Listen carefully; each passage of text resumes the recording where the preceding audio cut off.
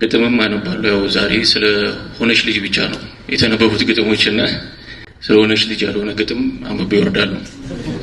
ከዛ በፊት ዳዊት ጸጋዬ የሚባል አንድ ታላቅ ገጣሚ አለ፣ ደራሲም ነው። በአንድ አረፍተ ነገር 52 ገጽ የሚሆን መጽሐፍ ጽፏል እና ሰሞኑ በጣም ከባድ ቀን ገጠመኝ። ትናንት ነው እና ግራ ገባኝ። ሄድኩ ወደ ፖሊስ ጣቢያ። ይሄን ፕሮግራም አለ፣ ደቃሽ ቀልብ የለውም። ብዙ ፈታኝ ቀን ገጠመኝ።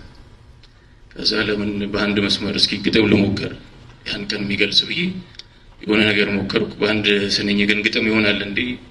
እናየዋለን እስኪ፣ ወይም በአንድ አረፍተ ነገር እንለዋለን። እግዚአብሔር አንዳንድ ቀን ይላል ርዕሱ። ርዕሱን ካላችሁልኝ ነው ያችን አንድ ስንኝ የምልላችሁ እና ዳይሬክት ያስደርጋል ድርሰቱን በሰይጣን